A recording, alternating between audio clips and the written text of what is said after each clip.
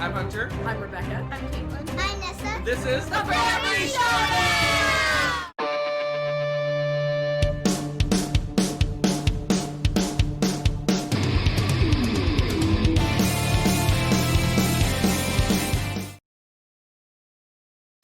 Woo woo! Hello. Welcome Tuesday night chat. It is time for It's not chat. There's people in the chat. I'm not chatting. I'm business. Are you? I'm All on business tonight. Well, I'll chat with you people. You can be all business. I'm on business. I'll chat with you. Welcome to a top 10. Yes. This is going to be an interesting one. You know why? Why? Somebody's got a problem. We're going to have an intervention. Wow, you're I'm like, you're still in my show intro, but go ahead. Oh, what? Do you have a problem? You gonna admit it? It's Yes, okay. Go ahead. Do tell. Go ahead. I'm waiting. So, in doing this list, everyone get ready. In this to say list hi. is our top 10 games that we have played, or I have played, and that she has played, but we may have played, but we do not own. I quickly determined that any game I like, I probably own it already. Even some I don't like. Yeah, we all know. Dominion. Okay, so, what you were supposed to say, and I was waiting for you to say, hi, my name is Hunter, and I'm a board game addict. And every one of you was going to say, hi, Hunter, because, I'm going through some of these games, I'm like, oh, yeah, this game, blah, blah, blah. Oh, yeah, Hunter bought that. Oh, yeah. Hunter went and bought that after we played it. Yeah, but somehow, amazingly, because thank you, board game groups and conventions and mostly friends. conventions and game group. Our game groups have saved the bacon. I'm just saying, because and conventions, because again, somebody's got a problem. Well, who is it? Someone stole my thunder. Who was it? Who? Who said this? Oh, James said this is a way to build a shopping list. It is my birthday. It is my birthday in 12 days. Don't encourage Just saying. This is probably a good place to start. Oh my gosh. I actually told her not to buy anything and let me have it before they made the list. Anyway, here's how bad it is. I actually had to dip down into games I rate an 8. Oh, the horror! But I'm saying that's how few of the games I really love Again, I do not own yet. I reiterate my previous statement. Hi, my name is Hunter. Okay, I want you all to imagine, I'm going to put little virtual chairs around us. And you're all I don't have a there. problem. This is the right amount of games. What was that you said earlier? We're outgrowing our house. I think that was that was a phrase I heard. But that was not in reference to board games. It's only a matter of time. It's okay, in I might have a reference- book problem. It's I might have it's a a book reference problem. to her 10,000 books she owns. That's probably not an exaggeration either. But we're not talking about books here. Are we talking about top 10 books? No, we're talking about board games, sir. All right, let's do this. Let's do this. Our top 10 games we've played, but we do not own as of this moment. check the porch. Oh my gosh! If there is anything on your list that's sitting in a order somewhere, Hold on, let me get some technical stuff going here. All right, remember how to do this. I always forget. All right, there we go. My number 10. What's that? Sorry, Hector said it's your top 10 trash games. Yeah. Top 10 games are so crappy I decided not to buy them. Pretty much. Troublemaker. Here we go. My number 10. I forgot how the buttons work. Here we go. My number 10. Captain Sonar. Oh yeah, because we own Sonar. We do own but Sonar. Not Captain we do not have Sonar. Captain Sonar. Wow, you're dancing on the line right there, man. That's a different game. Oh, my Captain goodness. Sonar is a very different game from Sonar. Captain Sonar is kind of a party / convention game, maybe I would consider it. It's for best played with 6 players. No, or is it 8 players? 1, 2. Is it 8 players? I think it's 8. Yeah. 8 players. Best played with 8 players. Well, yeah, because you want one person, one job in that game. So everybody's assigned a role. You're split into 2 teams of 4. Each one's assigned a role, and they're doing something very different. Basically, you're piloting a submarine around, and you're trying to blow up the other players. And you have a navigator who's tracking where you're going and where the other team potentially could be. You have the captain who's giving the orders. You have an engineer who's checking off what's going on, and then you have the first mate or something. First mate. Maybe? Yeah, first mate. That basically keeps track of something else. I don't know. But anyway, they each have very different roles, and if you play it real time, it's crazy, chaotic. Fantastic, you mean? Yes. I think one of my favorite plays of that, I actually wasn't playing, I was watching it. And I had one group of students that was at our board game group, one group of students that decided that they were like the Ruskies, like Hunt from Red October.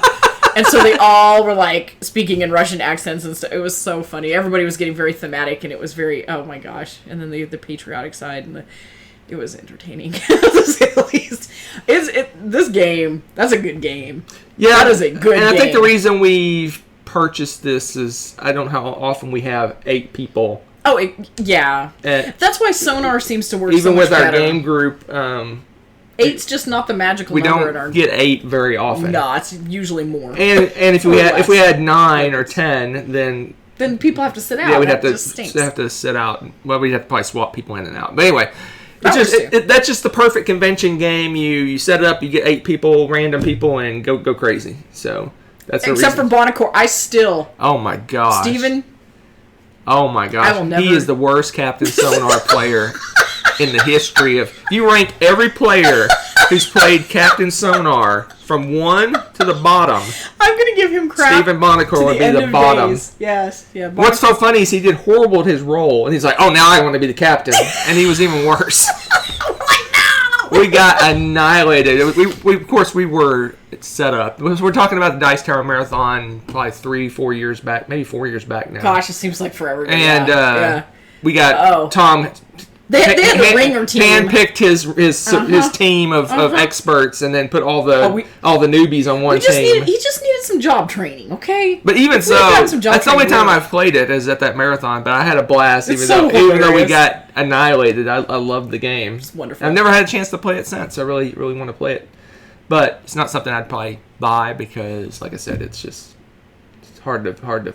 It is, darn it. Unless you have a set. But yeah, like somebody was saying, I thought earlier that's an awesome convention game. Yeah, it's fantastic. And that's going to be kind of the theme-ish of my list is convention games. Games that I would play at a convention. Mine are not.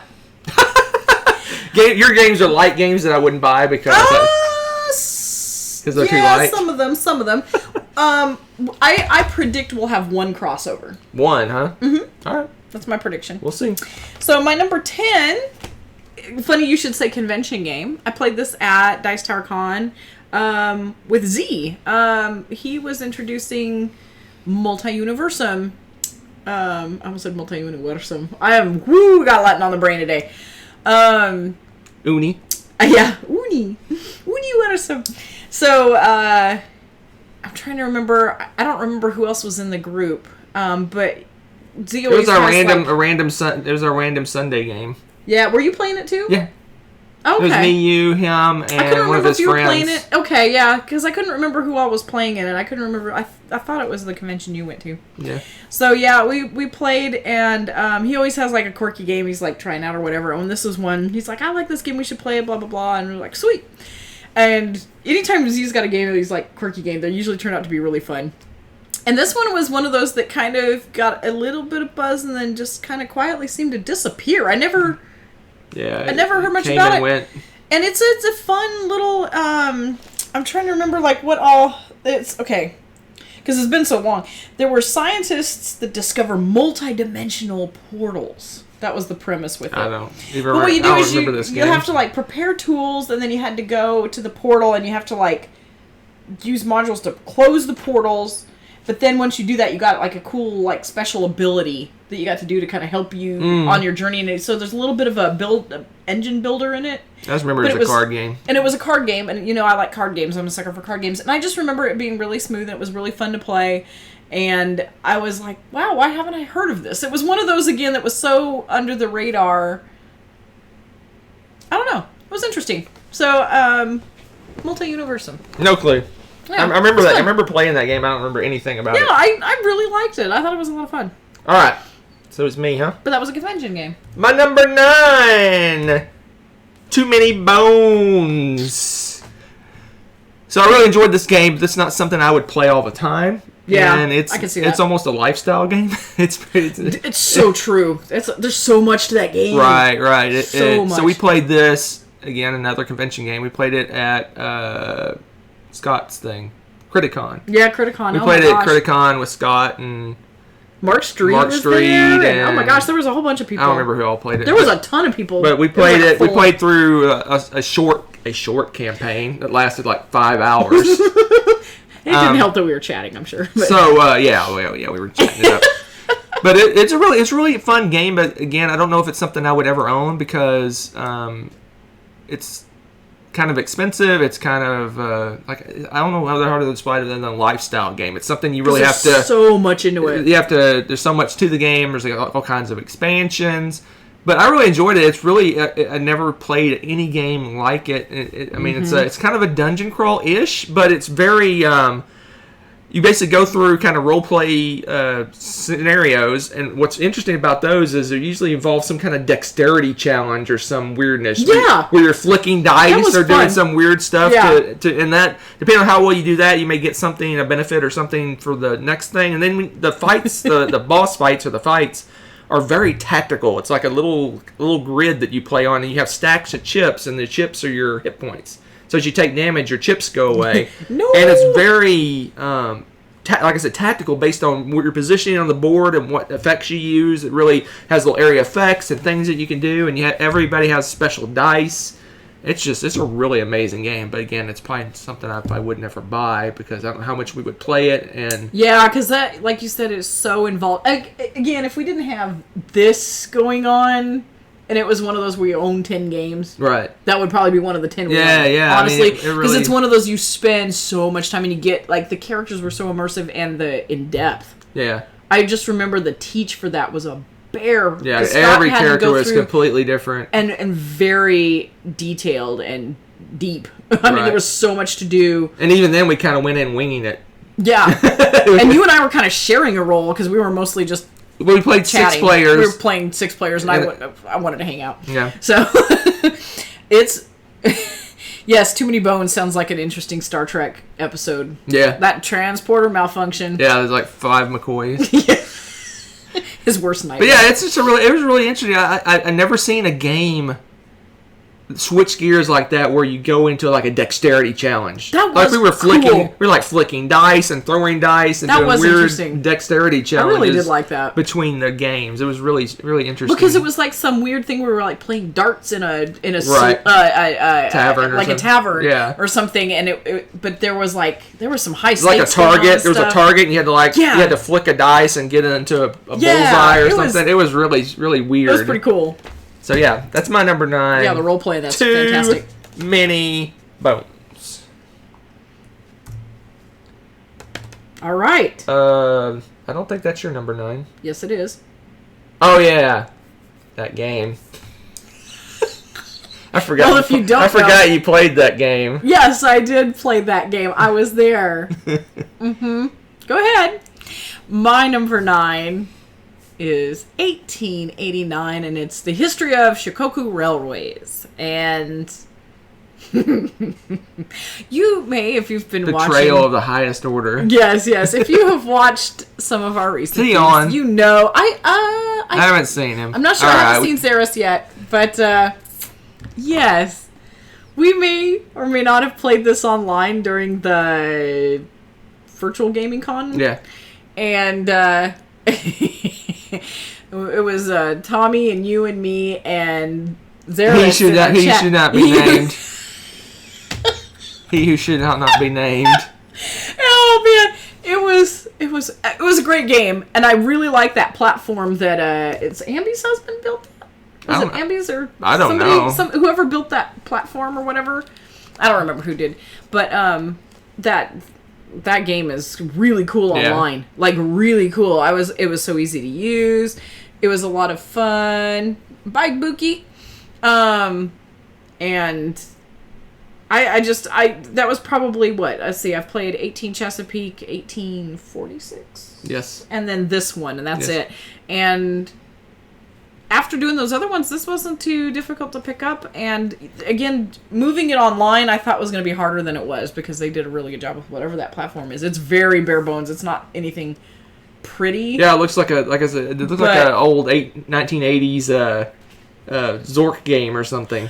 Yes. You're totally right. But again, it worked really well. It did. When you're wanting something that's not going to be laggy or have weird fiddly issues, it didn't have any of that. That was really good. So I really enjoyed that. Obviously, we don't own that game. We played it online. It was really fun. Well, for most of us. So anyway, I do highly So it's what, recommend. 18xxgames.net or something like that? Yeah. Something like that. Yeah, I don't know. that was it's really good. Oh, Toby helped with those? Thanks, Tommy. Yeah, I couldn't remember. Yeah, so kudos to all of the people that worked on that because it's pretty amazing. Yeah, I mean, I like it because it enforces the rules of the game. It keeps you in line. Yeah. So, I like game. I think any board game app should have the rules embedded in the game and not require the players to enforce the rules of the game. Yeah, and I Anyway. think that was helpful. And oh, cool, yes. And Billy put number 9 Spyfall. That's a good one. That's another one that's an awesome convention game too. Well, depends on your group, I think. I don't know. We have a really good game group, so I think it's easier to play in our game group. But I think that's a great one. I must have been tired when I put this list in. Oops. Oh, Hunter's spelling. He's fixing it as he. All right. My number 8. That was funny. Secret Hitler. I like Secret Hitler. Hitler. I forgot the Hitler. R at the end. Secret Hitler. So this is a social deduction game. You know what? I thought we owned that now. Do we not own this? No, we do not own this. This is one of those I'm shocked we don't own. Okay. So This is a good one. Secret Hitler is a social deduction game where one team is the liberals, the other team are the socialists, and you're trying to have your team win the game. The socialists want Hitler elected, and the liberals don't want him elected. So it's a matter of figuring out who's on which team and helping your team win. What I found interesting is I knew this game was controversial, but I did not know how controversial this game is. Really? Like, I think someone, I don't know if it was in the Dice Tower Facebook group or if it was in another board game group, someone posted a hey, what do you think about this game? Explosions?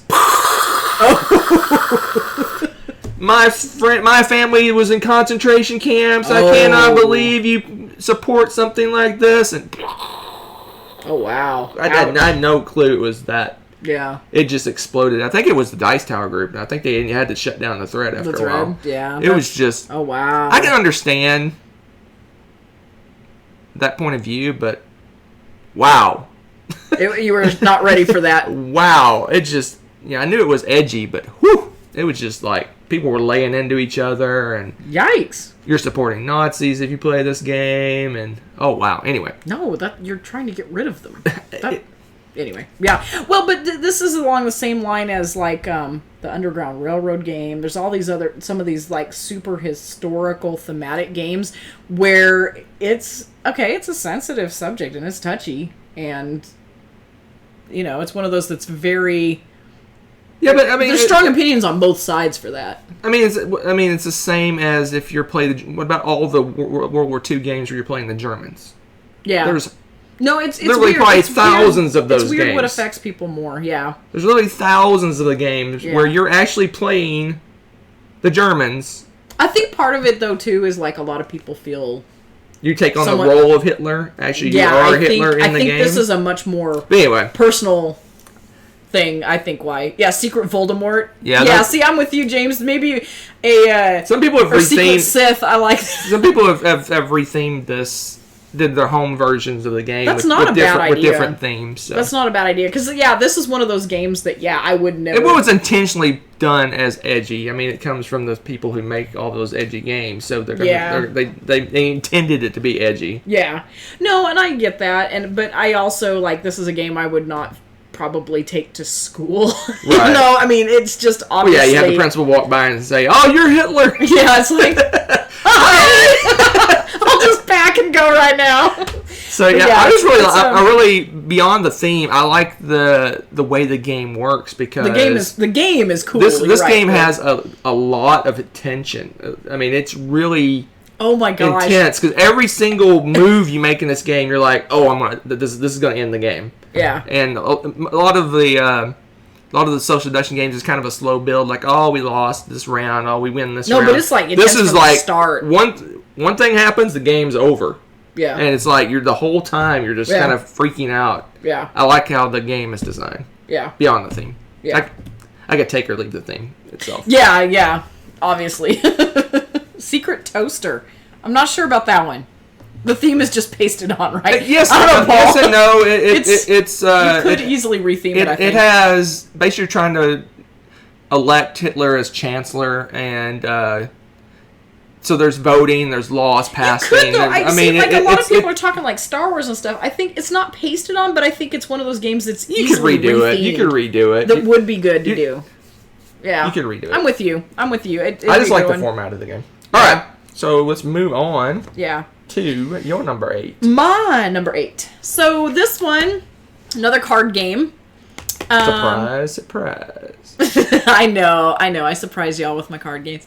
My friend Mary knew that I like deck builders, and she likes them too, and she's like super into Ascension. In fact, they have a bunch of different... I know there's like a variety of Ascension games and expansions. Well, this is the 10th one. So, yes. You get the idea. But she's like, okay, this is the one we... At the time, she was like, we recently got this. That was the newest version at the time. Yeah. And so she brought it over and we played it, and I just absolutely loved it. I like deck builders, and I like it's a little bit of a twist on it, and it had like a day and a night feature and this and that, and I liked that a lot. I thought this was a good, smooth deck builder game. I haven't played any of the other Ascension games, so I don't know. It's similar to Star Realms, in that you have kind of a tableau out there that both players are buying from. Yeah. But it had a Dominion feel to me where you can really get into the groove and crank out your stuff, and your turns were really smooth once you got the hang of the game. And you can build combos and stuff like that. I love that kind of stuff. That's, You should look into I hear the app is really good for this. Ooh. But, man. I like whose comment was that? Was awesome. Where is it? I can't read it. Secret wallpaper? Hawk Skull? Yes! Secret wallpaper is a pasted on theme. Yes. That. Oh my goodness, Hawk Skull. I'm surprised you didn't come back to this, but this is another one that it's kind of like Dominion. There's just so many different expansions and versions. Like, where do you start? I would probably start with this one because I played it and enjoyed it a lot now. So yeah, it had like little crystals we had to collect or something. Yeah, it's been so long now. I'm trying to remember, but white crystals and purple crystals. I can't remember. And she, I'm trying to remember. It was like one of her favorites because she liked the day-night feature. But I thought there was another version that she liked better, and I can't remember which one it is now. I should have asked her. I know Zero. But, I know about Ascension. I mean, not Zero. I know what the game's about, but I don't know anything about which expansion does what and all that stuff. Yeah, it was really fun. I really enjoyed it. It's like A+ will play again kind of, thing. I love the deck builders. So, yeah, I see some people are like, ooh, I love Ascension, and I'm like, yay, that's awesome. I saw this one mentioned in the chat earlier on. I don't know what. I think Kabuki mentioned it. I think this is the only 18XX she owns, maybe? I don't know, but my number 7 is 1830 Railways and Robber Barons. Those wacky robber barons. So this is your favorite 18XX? No. That you don't own? Correct. Do you see where I'm going with this? So where's your favorite 18XX? Chesapeake. Which we own. Yes, and then my second favorite, 1846. Which we own. And my third favorite... Is this one. So I can't really justify getting 3 18XX games, so I don't own this one. But hey, the internet has that really cool, Yes. really cool. This is one of the ones. No, it's not. This one isn't on the internet yet. It's only, they got Oh, it isn't? 1846 and 1889. I don't think they have 1830. It's the one they're working on currently. Oh, well, go, go, go, go. So yeah, I like this version. It's kind of a more meaty version, and this one, a lot of other 18XX games are variants of this one.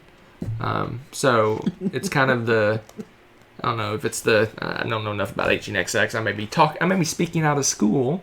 I think it's one of the center spokes of the 18XX branches of types of games that they build this as the base, and then they do variations of this game. As like a train station? Yeah, it could be like a what they call those, where the trains spin, the Roundhouse. Yeah. Yeah, it's the Roundhouse of 18XX games. Is that what it's called, Roundhouse? I think so. You know what it's called? Why did I start that? Why?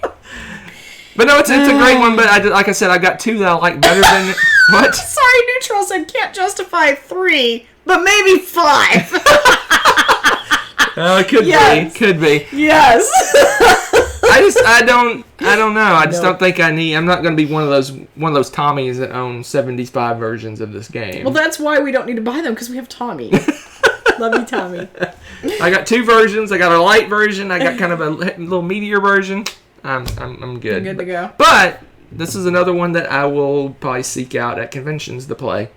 Because it's that good. It is good. It is good. This one tasks me though. This one kind of beats me up. I'm not very good at this one. Chesapeake, pretty good. We have some comments 46, about pretty good. 1889 too. 1830, not so good. 1889, oh. Oof. Ooh, so Bill just said that his number 8 is Vegas Wits and Wagers, and I'm like, that is like one of our favorite Wits and Wagers now, like period. We almost won't play any other version. That's how we play. Yeah, we love that one so much. We even didn't you get the crazy map for it too? Because we were like, we love this. I think it comes with the map. Oh, does it? Oh, even better. It's part of the game. Yeah, that's a good one. In fact, Wits and Wagers, Vegas is just the mat. Well, that's right, because you add it on or something. You have to get like a party. You have to have Wits and Wagers party to add to it. That's right. So it's just the mat's the main thing. Very cool. All right, so we were on your 7. We are on my 7, and this one seems very random, but I got to play this. Funny story at Dice Tower convention, but in my room because I had a sick child.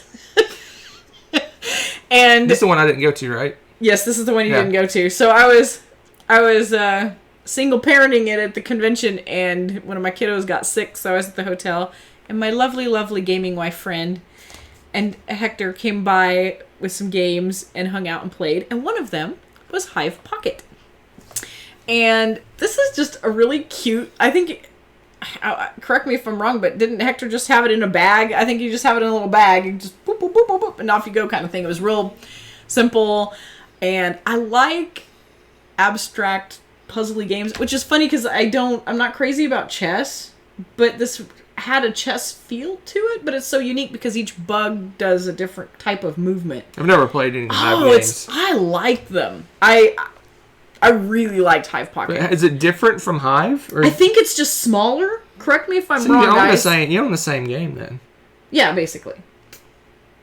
Well, okay, but I just saw Hive in the other room. But that's anyway. But I had not.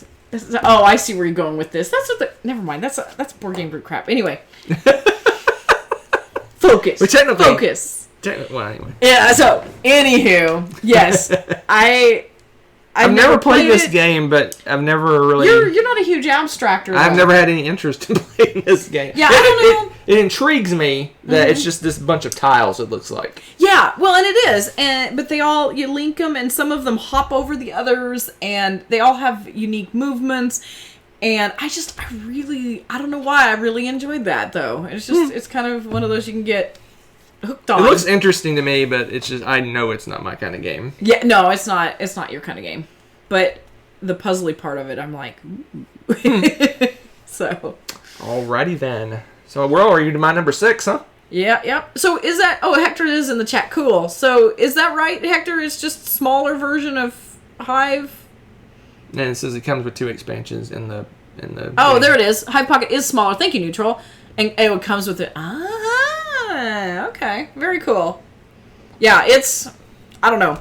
Especially if you like abstract games, I just think it's unique and different, and it doesn't have a board per se, because you're, I just...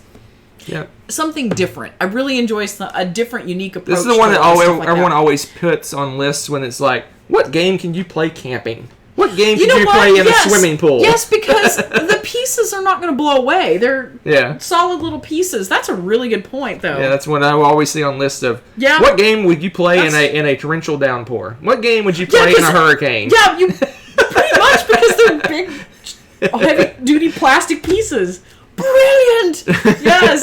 Yes, more of that. All right, my number 6 is Indonesia.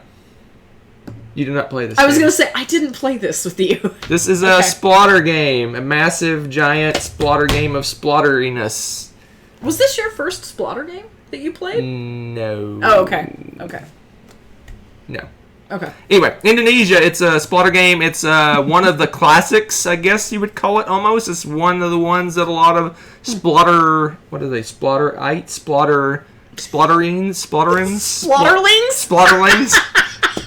Consider their favorite splatter game, Indonesia. So this game is a kind of a trading commerce type game, but it's interesting when you build your business. It's got a big giant map of Indonesia, and when you build your company, it kind of grows like an amoeba. It grows and grows until you run into other companies, and then they kind of fight each other like amoebas.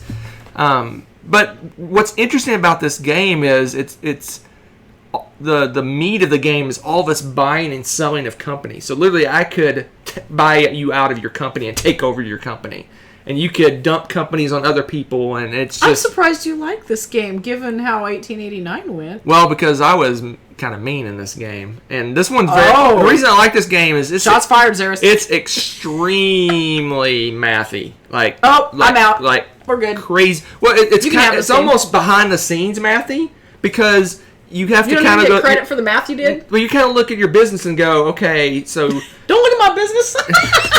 Sorry, just the way you said that. You stay out of my business.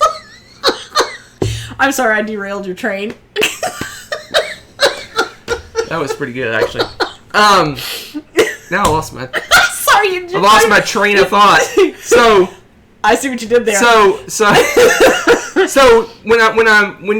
there's kind of a buying phase where you can try to buy out other companies, but you're bidding on their stock, and I'm basically paying more and more and more money to get your company. But at some point, I'm going to lose money because I'm paying too much. Your company is not going to give me enough money back for the amount that I've paid to take that company over. Okay. And so at the end of the game, at the very end of the game, there's this frenzy of buying and selling and trading. And I was just like running like a spreadsheet in my head. Like, okay, all right.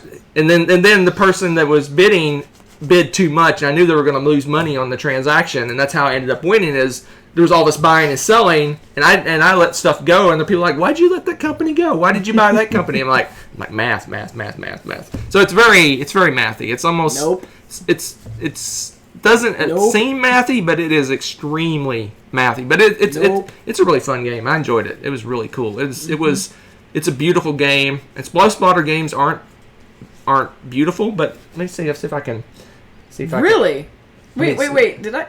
Well, I gotta be honest. I know some people gripe about. I like the food chain magnate art because I like that retro style, but I can see where some people wouldn't like that style of art. And you're saying this is actually pretty? Yeah, let me see if I think I have a picture saved. Ooh. Of the board, unless I'm crazy. I may be crazy. Oh, look at him. He's crazy. Yeah, here we go. Oh, wow. That's cool. Oh, yeah. Make it bigger. I'll cover my mug up. But I mean, it's really cool. That's because it has these cool little gems that are the different companies, and they're based on the color. They're more advanced, I guess, Those farther along of the companies. Yeah. And if you look next between the two yellows, you see how there's the little There's little chits that are, that's the amoeba of the company growing, and then it ran into the other company, so you can't expand anymore that way because the other company's there. And so you have to fight for territory on how big your company is. It's a really cool game. I'll take your word for it. Math people enjoy. You enjoy your spreadsheets of mathiness. Like if there was a map and it was like dudes on a map or something, I can get it, but that's companies.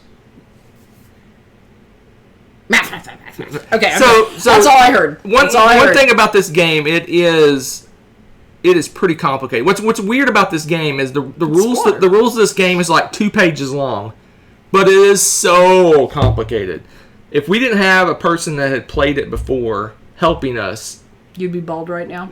Yes, I would. We would still be playing that game 2 years or 3 years ago, however long it was. But I really enjoyed it. I love splatter games. I love this one. I just don't know how many of these games I need to own. Because I'm not gonna play that. Because they are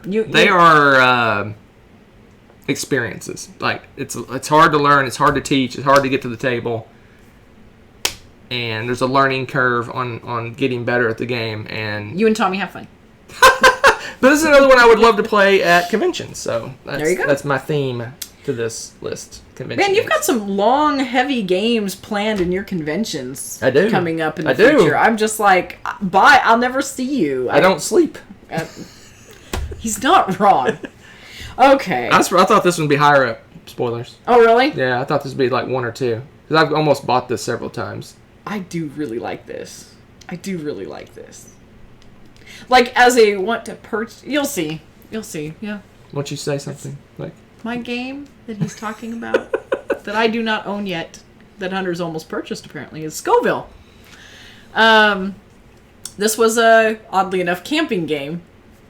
No, it wasn't, like, outdoors. We were in, like, shelter camping, so it was protected. Right. Which made it nice because we could play like normal board games and stuff, and so which is the main reason we probably get those shelters. That's so that we can play board games. Right. We always end up gaming when we go camping. Never fails. So yeah, we almost always rarely go just tent camping.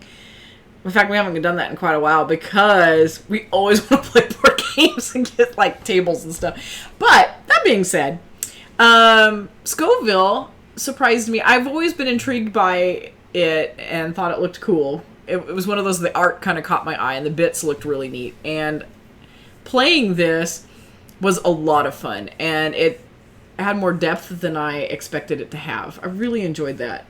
It's all about, it kind of reminds me, if you played like Century, the Century games, Eastern Wonders and all those, you have bits and you're trying to trade them up, you know, in certain combinations to get better and better bits. It's kind of along the same line as that. You're trying to get hotter and hotter peppers, and you have to breed them a certain way, and it's a lot of fun. It's a lot of fun. The game plays pretty smoothly. Once you figure out how they work, your turns can start to go pretty quickly, because you can start planning what you think you're going to do, and unless somebody gets directly in your path and steals something that you were really like planning on, you can pretty much go boop, boop, boop, and do your turn. But you can also go and get up in... How'd you put that? Up in somebody's business. And I did not say that. But it was really fun, too, because if you can't really cross paths... I'm trying to remember, there's something weird about the pathing and stuff with it, but you can kind of snipe stuff from under people and block them off, because you can only go certain places where other people are not. You can't really jump over people. So you can kind of snipe stuff from under people. And it was pretty fun. And I don't remember Gaming Wife. I know that you and I destroyed Hector. That's all I remember, because he kind of got cornered.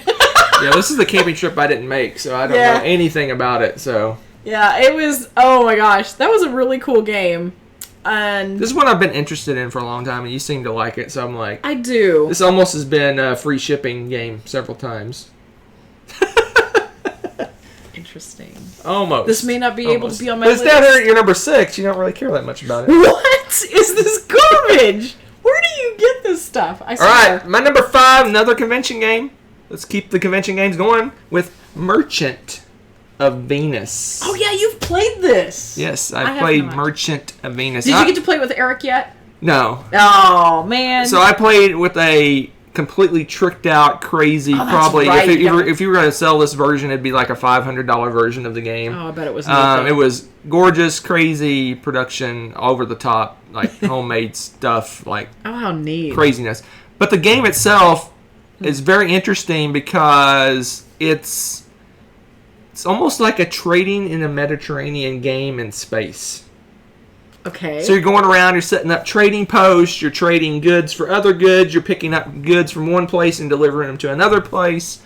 So it's a pick up, deliver, maybe resource management, but then it's got weird stuff in it, like you roll dice to move around, which a lot of people don't like, but I thought it was fine. You can upgrade your ships to mitigate your dice. cool. It's like to go through a certain path. Like if you want to go this way, it's shorter, but it's got these little portal things you have to go through, and you have to roll certain numbers on dice to get through those portals. Mm-hmm. Or you can take a longer route that takes longer to get there, but you're not going to get blocked if your dice roll poorly. But then you can upgrade your engines to roll different dice to help you mitigate wow. that stuff. Okay, so that makes you can get all kinds of advancements for your ship. You can build, like I said, trading posts. It's a really cool game, and it's all a big giant race to make a certain amount of money. So at the start of the game, you're like, first person with $5,000 worth of stuff wins. Go. And however you want to do that. It's a race. However you want to do that, you can do it. There's kind of several different ways. You can the most of it is the trading, pick up and deliver part of Okay. it. But there's other ways to build trading posts, and there's other ways to make money.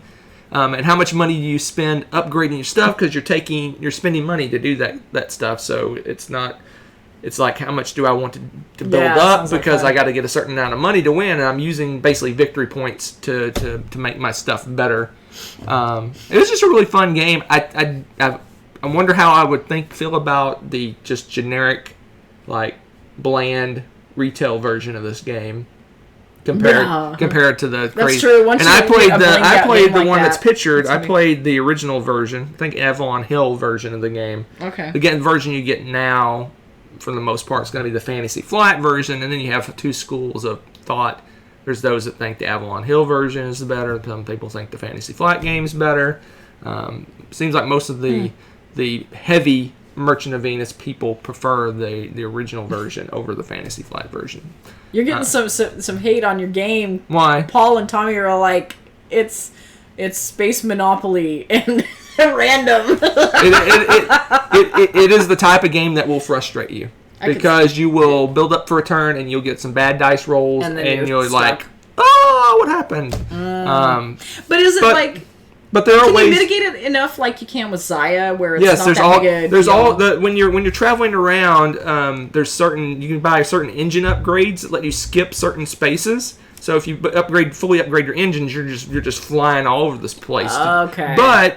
Until spent all that time to build up your engines, you could have been doing other stuff, right? So it's kind of a where do you draw the line? Where do you decide to go? Like I think I did 2 engine upgrades and I was flying all over the place, but I did really poorly at this game because this was hey, watch this video that teaches you how to play the game. Oh, and so you weren't quite. And I watched it and it taught me nothing about the game. Oh dear. And it's like, let's go. Luckily, I was going last, so I just looked at what everyone else did. So I had no strategy whatsoever until about midway through the game, and then like all the light bulbs went. And I'm like, oh, there's no way I can win, but I understood how to play at that point. Yeah. And I was catching up, but I was so far behind. Merchant of Zaya. But it was a fun game. But if you get frustrated by bad dice rolls, this is not the game for you because you can get frustrated. Yep. Well, by there you bad go. dice rolls. That's kind of what everybody in the chat's saying too. What? Hector's like, this game is old and busted.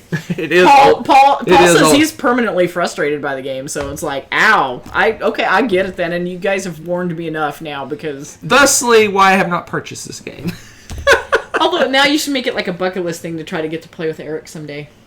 It would be pretty fun to play that with Eric. Yeah, because you both like it, and so it'd be like, I think the energy from that. Maybe you could survive playing it with a normal board. Because you guys. Well, I played Fall of Rome with Z, so that's Pandemic kind of. I played Blood Rage with Sam. That's true. I haven't played Le Havre with Tom. Yeah, that'd be okay. You got your bucket and then list. I got to play. You got to play Merchant of Venus with Eric. Hey, he likes to do that at conventions, so you just got to catch him. But anyway, I liked it. I enjoyed it. It was a fun. But this is probably probably biased due to the crazy production value and the fact that we had a moderator. The person running the game didn't play. Oh wow, that's helpful. They were keeping the game moving and helping us. That's cool. Move the game along, which I really enjoy. I really love when you're playing a convention game, a game you've never played before, and the person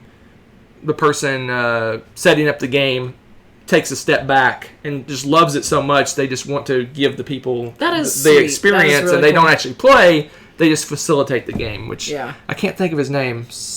I can't think of this. I've played so many games with this guy. I should know his name, but he does that. He only time he plays is if they need a person to fill out the game or whatever. Cool. But otherwise, he steps back and just kind of moderates the game. Anyway, he's trying to drop his name. Yes, I dropped names. Sorry.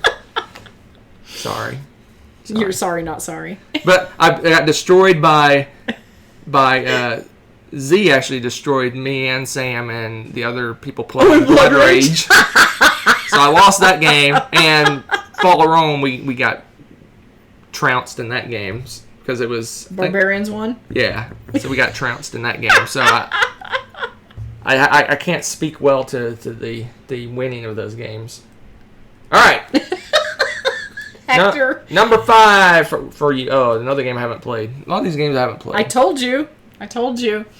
Yes. Hector says never drop names. Steffenfeld told him so. Steffenfeld. Speaking of Steffenfeld, anyway.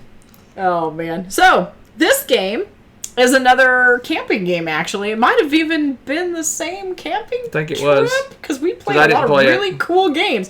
And that was Sunset Over Water. You play all the cool games when I'm not there. Is that what you're saying? This is so light and airy, you would float away and you wouldn't like it. I, on the other hand, think this should be a therapy game. I loved this game. It was so chill. I could handle some Sunset Over Water this week, let me tell you. This is just... It's beautiful art. Gorgeous. I mean, if nothing else, you can buy this game just to look at the art and you'd probably be fine. Like, it's just really pretty. And it's just such a chill game. It's really easy to pick up. I'm trying to remember the whole premise. It's about you choose different times of day to paint different paintings, and depending on when you choose your time slots is like kind of like who goes first, but you also get different picks. You get better picks and things.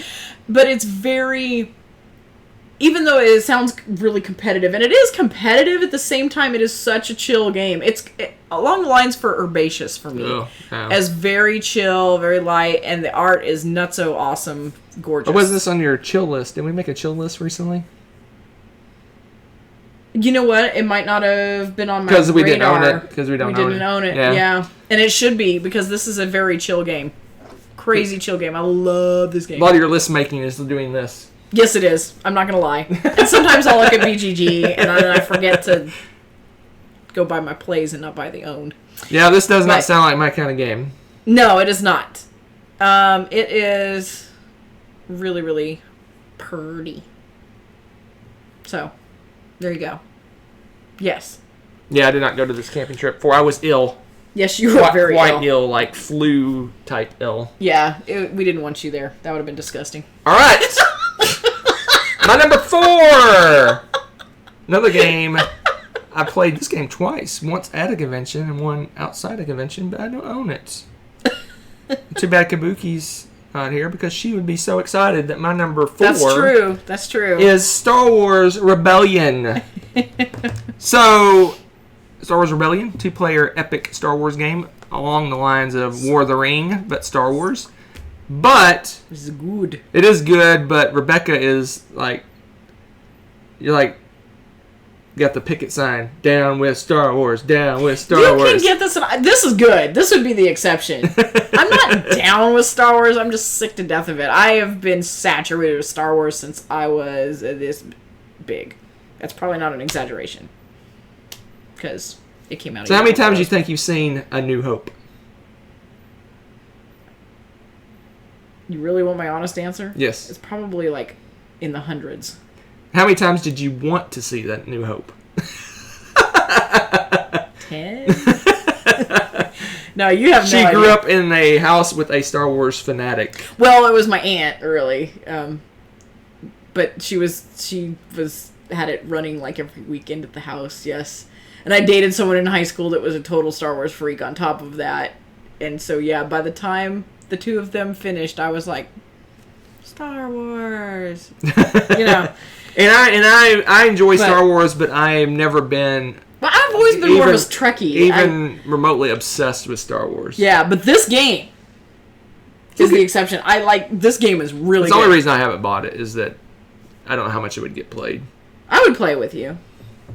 I'm trying to remember. Did you play Empire? Yes. Yeah. And I found you dirty rebels. Yeah, you did. That sucked. Annihilated your planet. Yeah, he did. It was still a good game. Neutral, you should play it. I think you really like it. It's a really good game. And I'm not usually a huge Amerithrasher and fighty games and stuff, but this is good. This is really good. The way they did the battles, the way it's organized, it's just good. I think this has two things going against it. The reason I haven't bought it. One is your Star Wars thing. Yeah, well. Two, if I'm going to spend the time to set up a game like this, get it ready, relearn it, and play it, I'm going to put War of the Rings on the table before I'll put this on the table. It's the same weight, similar game length, similar learning curve. I would just play War of the Ring over this. If I'm going to spend the time to do this, I'm going to probably pull out War of the Ring over this game. Yeah. Although they are very different, somewhat different experiences. Yeah. They're both epic two-player games. Ooh, the Rebellion game on PC. I'm trying to remember. When did that come out, Hector? Because that sounds familiar. I wonder if I played that. I've played the Star Wars game way back in the day. I'm trying to remember what it was called, though. I don't know. Anyway, Star Wars Rebellion. Song, yeah. My number 4. All right. That's a goodie. That's a good game. It's a solid game. Oh, dear. This is number 4? What just happened? Now, here's the game. Okay. Go ahead and put it up. So, the game, we had it at a game day, is Dude.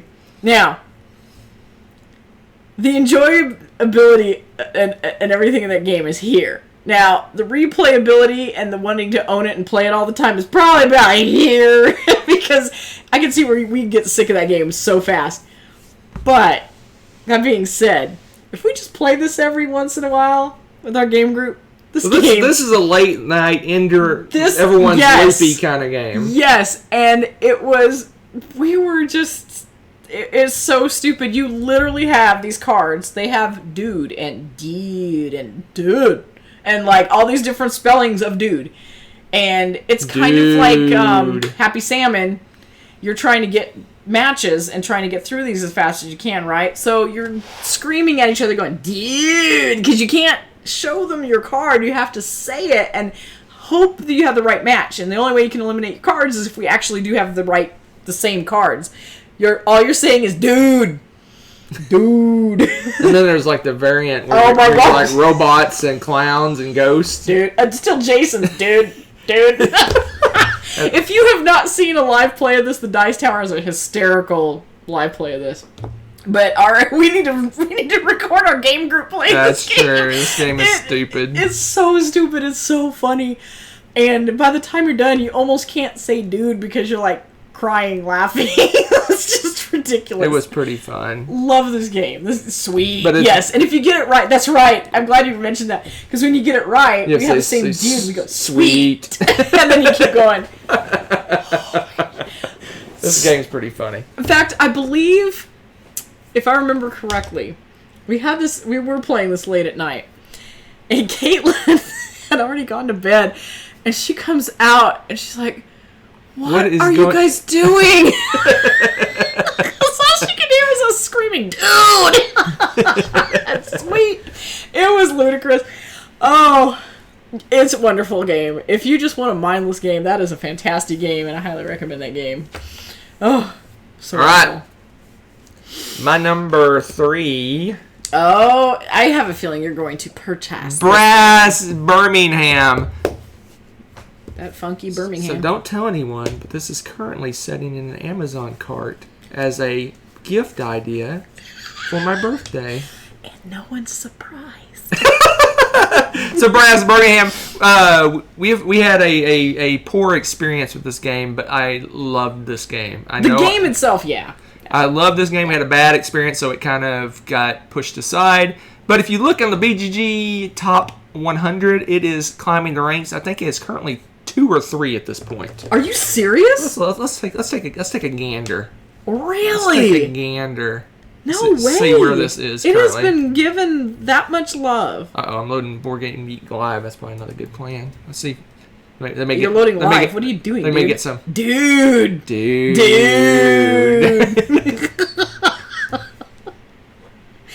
Number 3, Brass Birmingham. Holy cow. So, yeah. So, people love this game. I love this game. I enjoyed it quite a bit. We had a very poor experience because we've gone over it. Man. Players can make or break a game. Players can make an amazing game horrible, and players can make a crappy game great. So, we got the former of those two. So it left a bad taste in our mouth, so we didn't go back to it. Rebecca swore off the game for the longest time. I don't care. This game's amazing. I want it.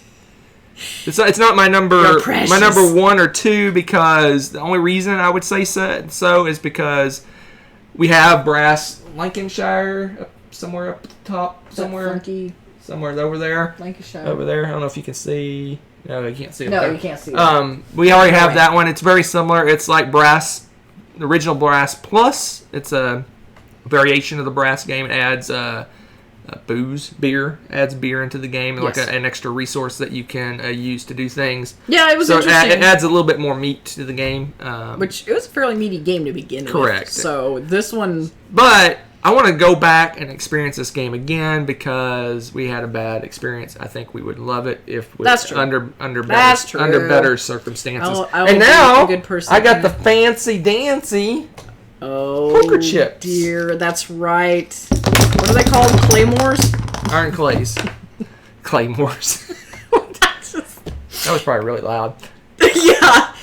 But I want to get this game again. The only reason, like I said, the only reason it's not at the tippy top of my list is because we have a very similar game currently, and it doesn't. It's not a departure. It's kind of like a side step from that game. It's not a completely different game.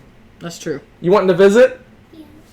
Oh, we have a childless interruptus here. Someone you haven't seen in forever. I know. She wants to get back on the camera, apparently. So what do you think of Brass Birmingham? I don't know. Well, maybe you help Mommy with her game. Let's see. Hold on. Oops. Help Mommy with her game? I can't reach the keyboard. All right. Here we go. Let's see what Mommy has.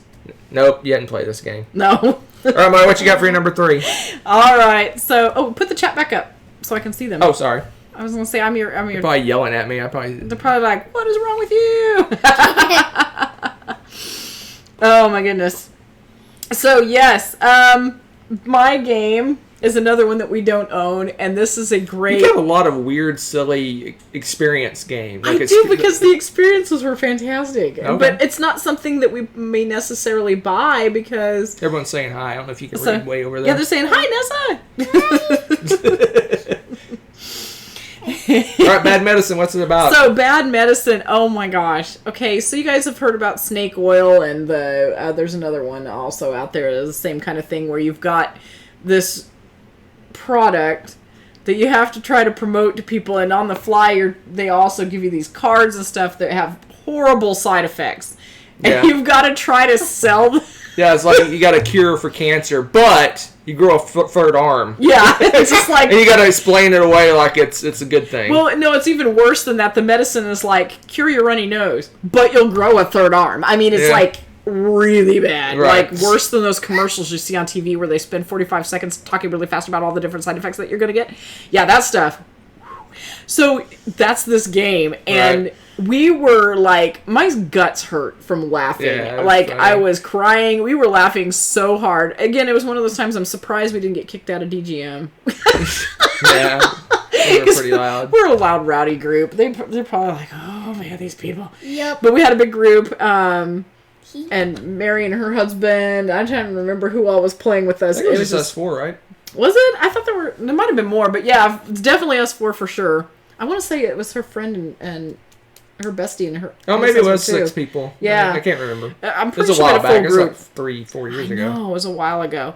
But this is another one of those gaming experiences where I was like, oh my gosh, this game is fantastic. And this game would go well with our game group, too. I think they would have a ball playing this game. It's ridiculous. I think this is by the same people that make the networks.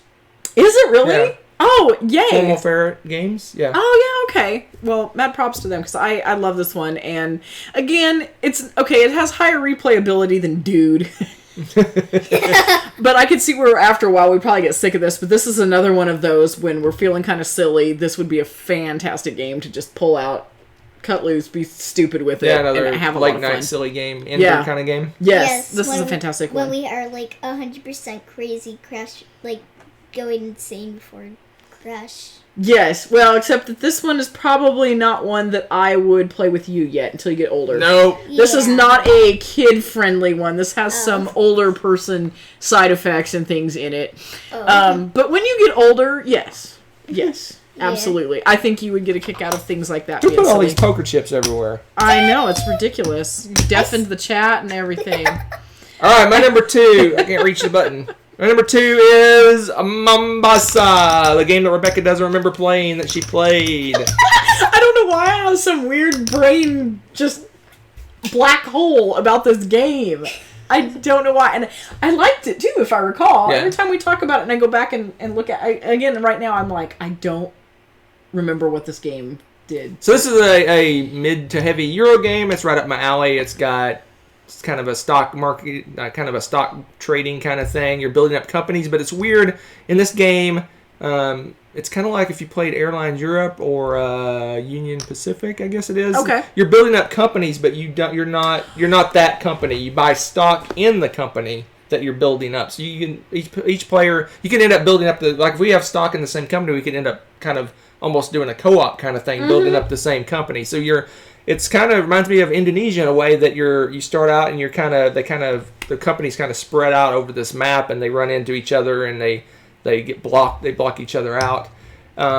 There's lots of trading going on. There's skills. It's kind of I don't know, superpower type cards that you're purchasing, and it's just got a lot of cool things I like in Euro games. So Mombasa. Don't laugh at me, but when you described it, I had like some random light bulb go off, and I remember sitting and playing this game now. Yeah, you're putting all these little houses, these trading posts, and they kind of, like I said, they kind of grow and fan out over the board, and they end up bumping into each other. And this would be a good game now. The reason we don't own it is I read the 2-player variant and I didn't like it. Oh, that's why we. All right, now so you played Mombasa with us, right? That's a yes. Mombasa. Hey, think about a game that we don't own that you've played that you really liked, because everybody's asking. Well, there are a lot of like everybody buy 20. Most of them are probably like Jeff and Bailey's game that when we meet up we play. Well, there you go. Well, that okay. So be thinking about which game you've liked the best. You have to give one game at the end. What's your favorite game that you don't own that you've played? Yep. Oh dear, I don't remember the names of what games. Well, you can describe it. We can describe it. Will help. All right, They're in Mommy. the chat. They'll help. Oh, I thought that this would be your number 1. I already said that about another game, but I thought this would be your number 1 for reals. Yeah, well, and it's very close, I'll be completely honest. And I feel like I own it because I have the board game in my house. I almost forgot this on the list because we own it now. Sorry, we own Tommy. it now. Yeah, Tommy. Sorry. And then the pandemic happened. But we finished this game virtually, and we were successful. The game was, Sam? It was Detective. A modern crime board game. This game. Oh my gosh. We were triumphant. I'm so happy. What? It's done. You don't need it anymore. No, there's expansions. Throw it in the trash. What? Oh, yeah, I could just It's like a legacy game, right? It is, yeah. Just tear it up. I'm kidding, Tommy. I won't let him touch it. It's a very cool game. It's kind of like those board games where you have to rip the cards. Yeah, no, this is not one of those games. Don't listen to him. Don't listen to him. I ripped the cards. That's why Daddy doesn't get to play. So this game we're out of the chat was again. very thematic. There were 5 sessions, 5 different parts of it. This is so immersive and so in depth, and it's really one case overall. One, I don't know, it's almost like a whole history of different cases and stuff. There's intrigue and murders and stuff, but it all starts with one, like, event, and it trails off and goes through time to modern. And it starts back, actually, way back in the way back times. So I don't want to give too much away because I don't want to, ruin the experience for you guys. But we'll put it this way, it's multi-generational. And it's really, really well done. And I'm looking forward to playing the expansions and stuff. We did 3 of the 5 sessions. Is that correct? Online? Maybe 4 out of 5. I know, I'm trying to remember. Gosh. No, you guys came here twice. Did we do it? We played two twice before the world shut down. And you know what? It worked well online. We kind of all divvied up the duties and stuff. And since I had the game, I ran the game. And then we had, Tommy was at the internet doing the internet thing because there's a lot of stuff that you can use. The backstory is fantastic. It will link you up to actual places and events and things that you get. They're like, if you want more information about this, go look this up. So you have the backstory, and it's links you to actual real historical events. So it kind of brings a little more reality into it. And then Virginia was our massively awesome note taker, helping us keep track of which cards we're going to want to do and try to prioritize our time and all this kind of stuff. And 3 of them. We played 3 games. I'm with you, online. Ness. Oh. It was good. What? That's not what I was talking about. I just sighed, not in a bad way. I'm with you. Oh. No, I actually played a demo scenario of this, and I enjoyed it, but it's not my cup of tea. Yeah. Oh, it is so good. I really, really enjoyed this game, and it's worth it, and it worked well. We managed to pull it off online, no problem. It took a little adjusting the first time, but we got it smoothed out, and we were able to just crack it out. It was great. Tommy's refraining from comics. There's children present. Oh, about throwing his game in his Yes, yes. All right, my number 1 is a game I would probably never own, even though it's my number 1 game. Okay. This will be my most sought after convention game. Ooh. / meetup type game. Okay. The reason I'll never own this game, it's twofold. 1, I have a version of this game already. 2, my game group despises this game. I know what this game is. I think I know what it is. What is it? Oh, wait. I think... Do we... Oh, nope. I was wrong. No. I forgot. My number 1 is Dune. Why is the Dune really small? That's funny. I'll fix it some other time. Dune. I don't know. But Number 1 is Dune. So I have Rex, which is a almost complete re-theming, but exactly the same game as Dune. And Rex has trader cards in it, which I love games with traders, so that's a bonus.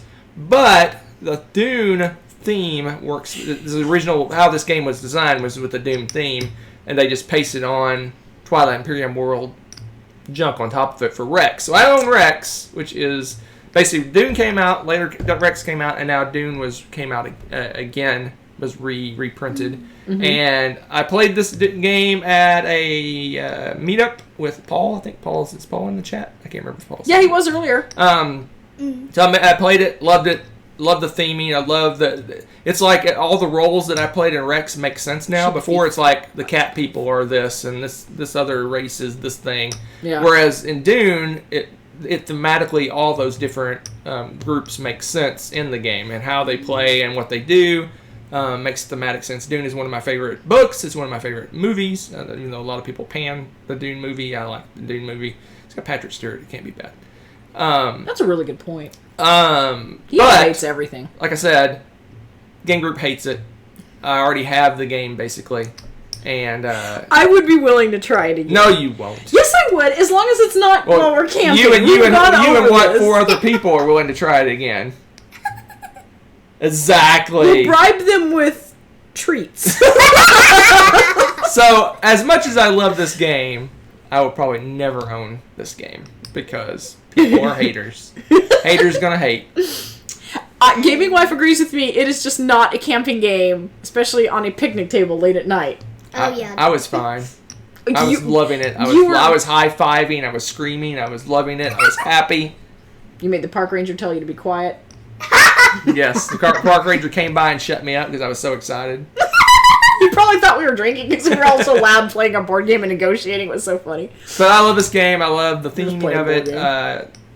But yeah, so this is going to be probably any convention I go to. This is the one top of my list of games to seek out. And that's how I will get my Dune fix, is through conventions with total strangers who enjoy the game and not with people I know who despise the game. Paul's on here. He asked you who won that game of Dune. Oh, yeah, Paul won that.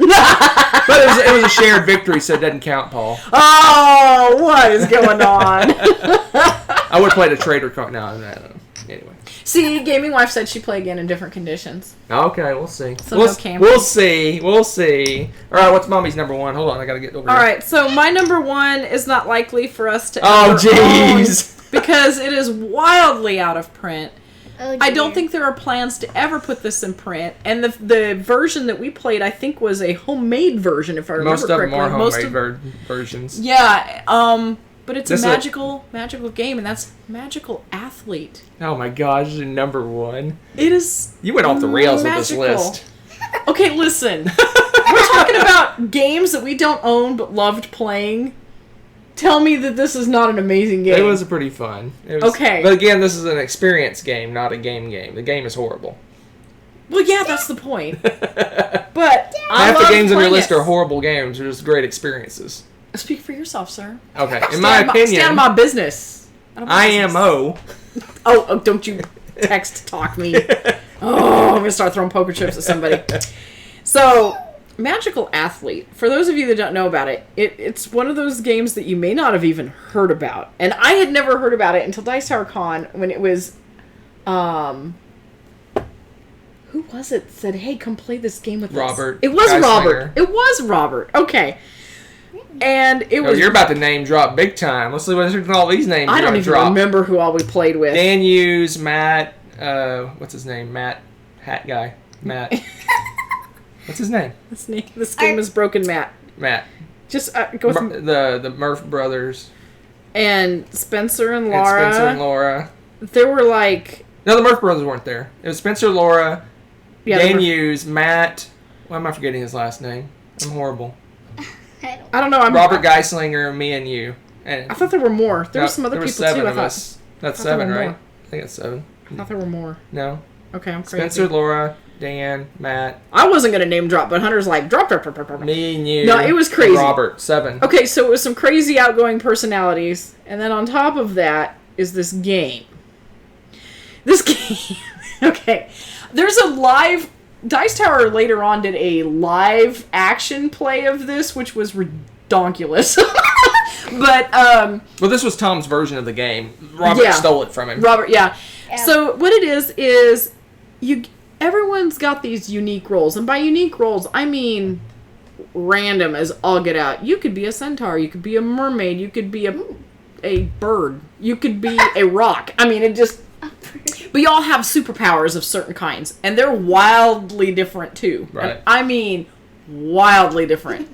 Like, you think about playing a game on a table. This game doesn't just play on the table. It's crazy. And the premise of the game is you are running a race, and you're trying to beat each other. Matt Jude. That's his Yeah, name. Matthew Jude. Good Yeah. grief. So, it was so funny because you're running this race, but, like, for example, my caveman only moves forward 3 spaces if I'm in second place. Okay, that's my superpower. It's just weird. But his, it triggers this move where only the females move forward 1 space when his character moves. I mean, it's just really random stuff. It is just off the wall random. Right. And you actually do kind of have to pay attention because there's so many triggers Right. throughout the game of who's going to trigger your movement. It could be, I mean, it just seems like it's just out there, and you can miss opportunities to move forward and whatnot. It is hilarious, though. And especially, you get some crazy people, and you get late night, and you add that combination, and I don't even remember who was doing it now. We had somebody that was rolling their dice. Though they had to.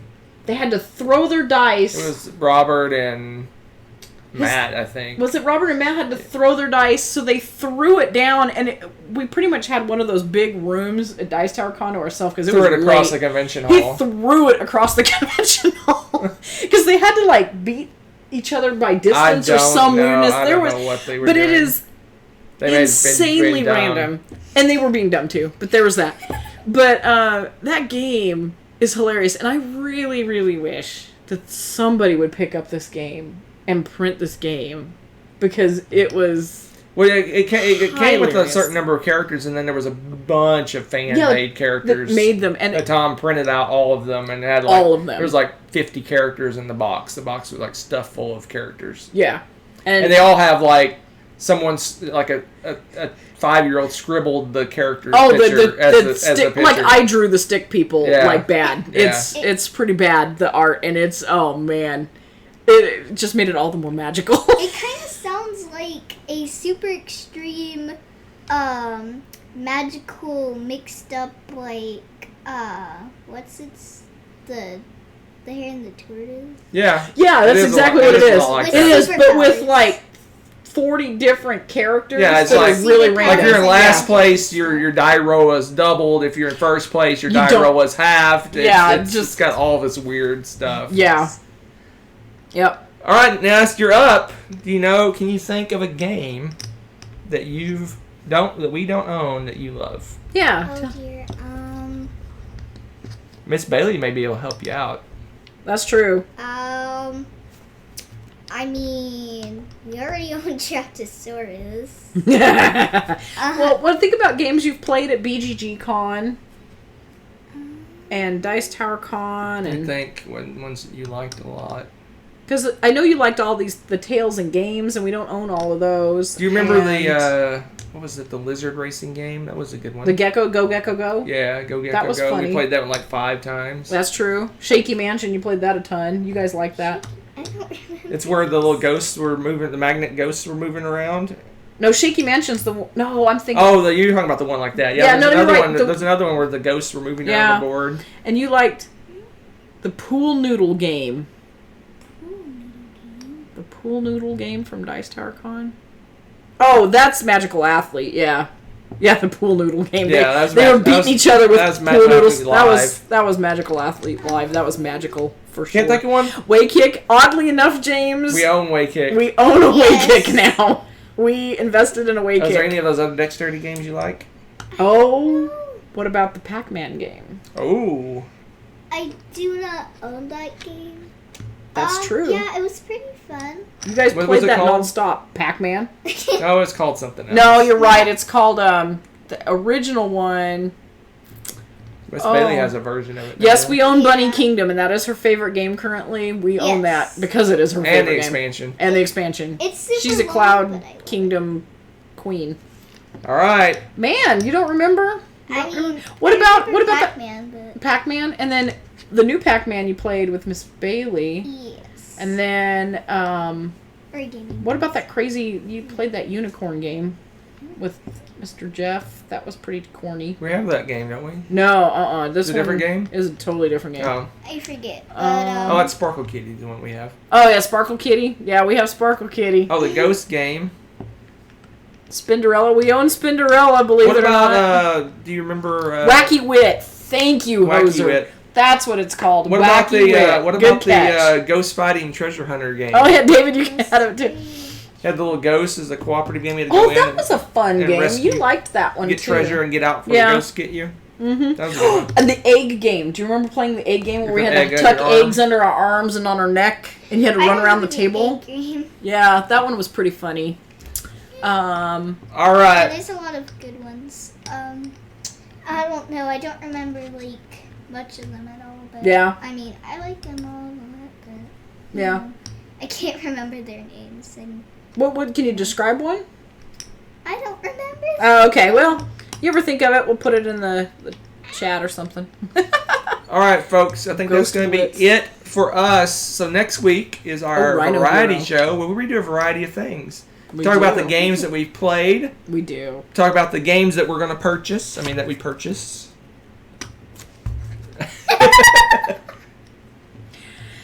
We'll talk about, we'll do random reviews and all sorts of other fun-filled things. We may do a live playthrough of some kind. Maybe. We'll see. I know what Nessa's favorite game is. What? It's on my list, actually. It's called Kung Fu Zoo. Oh my god. Tell us about Kung Fu Zoo. What are you doing in Kung Fu Zoo? Do you remember it? With the dice? So it's like a game where so you're kind of like flicking dice, and there's these like holes in the corner, and so your goal is to try to knock your opponent's animals into the holes, and it's really, really fun. And then the dice have different sides, and they allow you to do it from different angles if you land on the right one. But if your dice lands on the wrong, like there's this one side of the dice that kind of, I guess you could say, paralyzes. You can't like you land on your neck or something weird, right? Yeah, you land on like a weird part and you can't use that dice, so it's kind of you land on your rump, you fall over. If you land on your side or something, you're okay. But each animal's got unique moves too, like you can flick it from certain directions. Yeah, and there's like abilities and stuff. Like each animal character has abilities. Yeah. It's really fun. Yeah, that's a game. That sounds cool. That game is hilarious. We played a lot of games of that. Yes, I will admit. Yeah. Flicky games are addictive if you like them. It's so true. You do like the flicky games. You got that's good. Tumbly dice and pitch car. And lots of your favorites. Yep. That's good stuff. It kind of is like billiards in a way, because you are trying to knock the other people into the hole. And it's also like gladiators in an arena, if you know what I'm talking about. What's the name of that game? The dice. Strike. Thank you. It's like a combination between strike and billiards, and it's just hilarious. Yeah. So that's a good. Sounds interesting. Yeah, it's hilarious. I might like that game. Yeah, it's pretty corny. So, all right, now we'll say goodnight. Now that I have that Kung Fu Zoo. Kung Fu Zoo. Right? Give him the old Kung Fu. Tell him goodnight. Oh, ferocious. Okay. I actually do know Kung Fu. Yes, we do know Kung Fu. You do. Don't you have a blue belt? Green belt? Green belt? I think I left karate at like a blue belt. Yeah, that's what I thought. Don't mess with her. Just take you out. Yeah, but the only reason I, moved was because, I moved to a further away school and the bus doesn't, go to there. Otherwise, she'd be black belt by now, probably, right? Probably. At least a purple belt. Oh, okay. At least. All right, let's get out of here. Y'all take care. Thank you so much for hanging out late with us, and we will see you next week with some wild and zany randomness. Say bye. Bye. Bye. Find the things. One more time. Bye again. Bye.